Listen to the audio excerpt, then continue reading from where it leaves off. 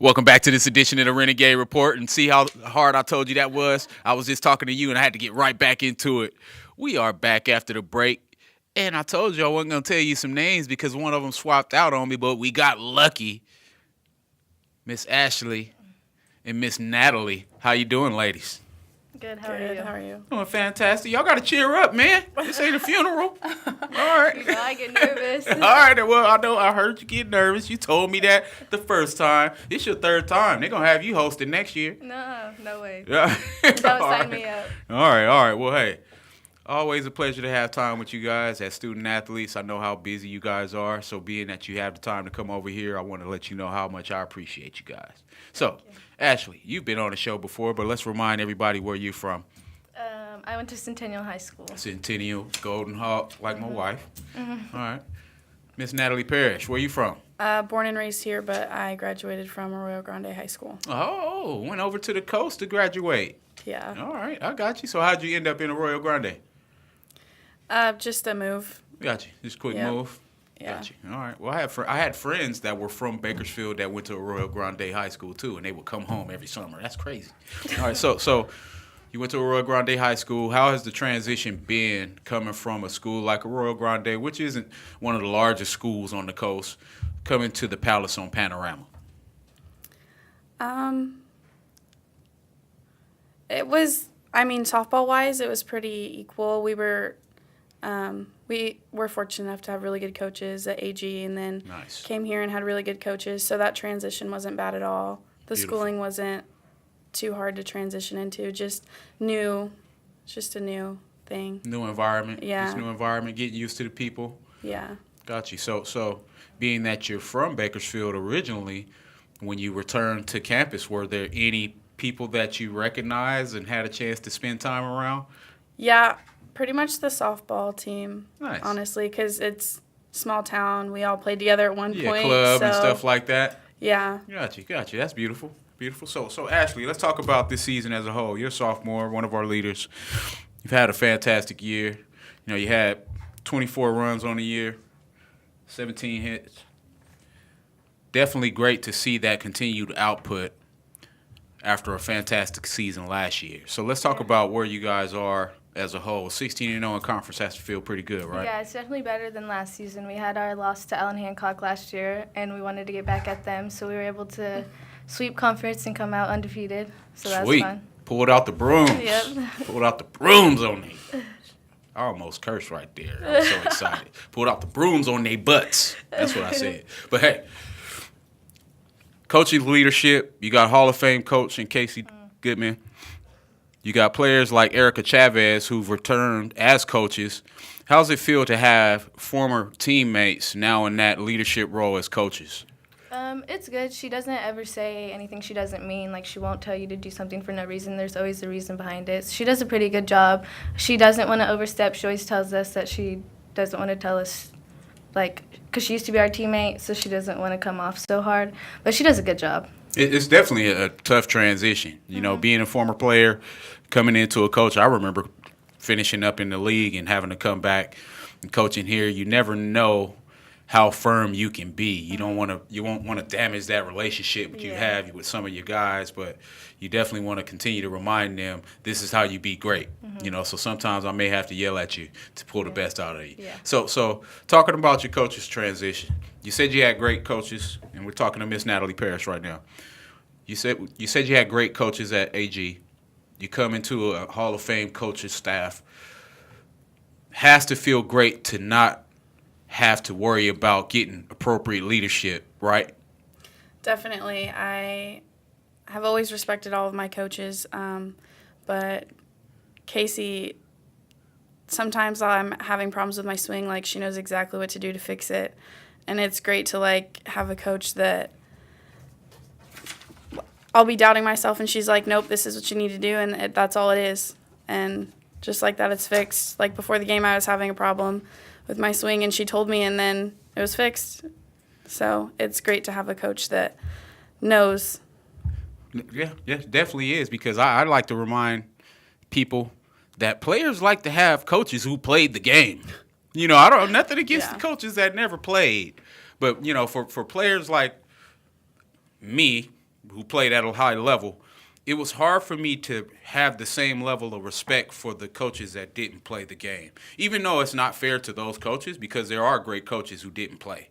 But just as players, we have this stereotype that I need a coach who played the game. And this is what we have here. You have some of the greatest players partly leading from a leadership standpoint. Coach Taylor is one of the greatest softball players in women's history, from a leadership standpoint. And that's why she found players like Casey Goodman to come in and be leaders. You have leadership after leadership. So let's talk about that swing in regards to Miss Parrish. I told you. Yep, I'm hitting you with it. 43 hits, 36 runs, 12 home runs is amazing.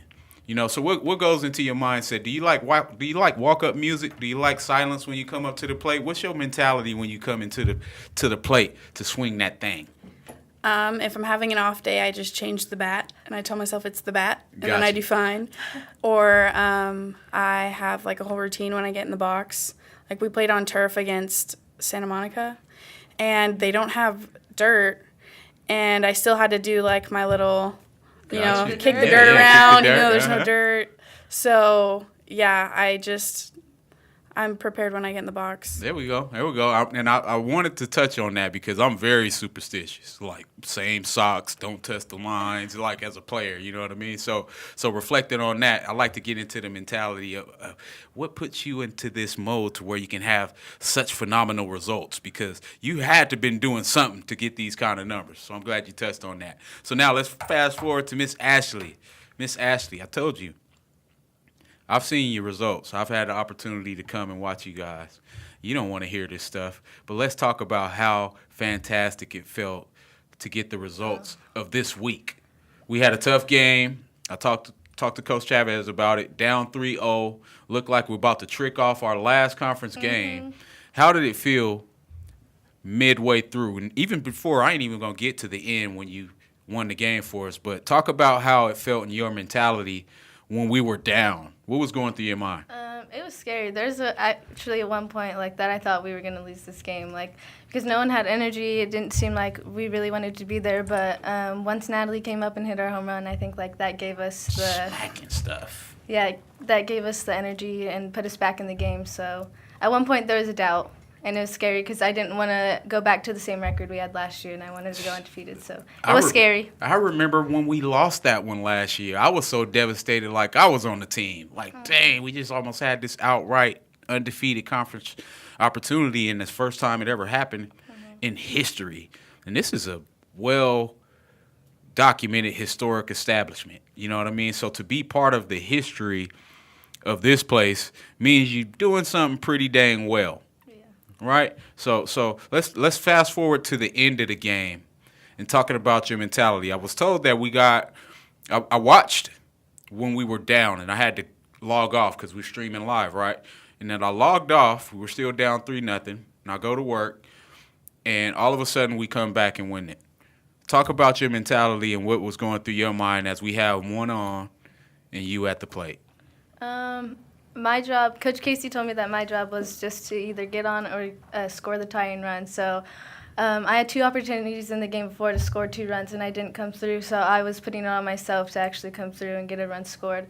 So I put a lot of pressure on myself, but you have to want the pressure to do good. So it was good pressure. Absolutely, pressure bust pipes. Yep. You don't become great without pressure. You know what I mean? So to see you complete that task. I was watching the news like I was still at the game. You know what I mean? I got off work and I'm watching. I'm like, oh, man, we came back. Yes.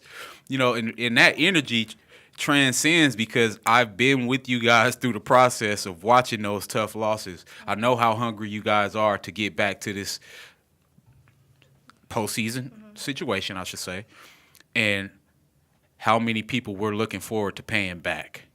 Right. So I asked Coach Chavez if we had an outlook on where we will be. She said that Coach Goodman's in a meeting to figure all that out, right? Yeah, we'll find out at the end of this week. All right. So is there anybody that you're looking forward to seeing? Honestly, maybe Delta again. Okay. All right. It was a rough game Gotcha. against them. Yeah. It was a dirty game, so I'd like to play them again. Gotcha. All right. So we haven't seen them this year, though, have we? We have? We okay. lost to them this year. Oh, okay. All right. We're So looking for Delta, revenge. we coming back to get you. Song, baby.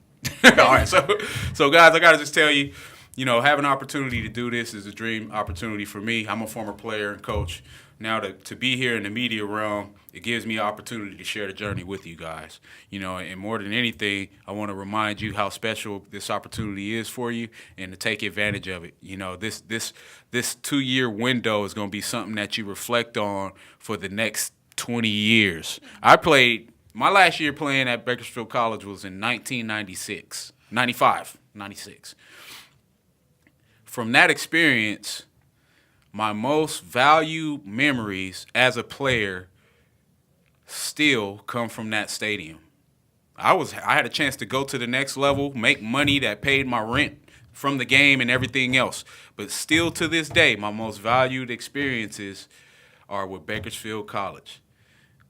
So valuable that they put me on the cover of the book for Bakersfield College football. You feel me? Like the history of Bakersfield College football has me on the book, and I'm just this regular kid from the neighborhood. So I'm telling you that to say this. Never underestimate the impact that you have on our organization and how great you can make it from your own individual efforts. And I'm proud of you guys. Thank you. All right. So, hey, looking forward to seeing what happens. I'm going to send Coach Casey some Instagram messages and find out where we're going right after that meeting so I can know first.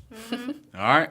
Well, I'm proud of you guys, and it's been an honor to have you. Anything you want to tell the world before we go? Miss Ashley. Oh, I've got nothing. No, nothing. You just focused, ready to play. She's just focused and ready to play. Miss Natalie. Nothing. All right. Well, hey, welcome back home from Arroyo Grande. Glad to have you back. Yeah. This has been Kenny Calvin with BC Softball, part of the greatest junior college institution in the world, the Palace on Panorama, the Harvard on the Hill, the Mansion on the Mountain. This has been the last of the Bowser Boys, first of the Grider Gang, and the former general in Chudy's Army. We out of here.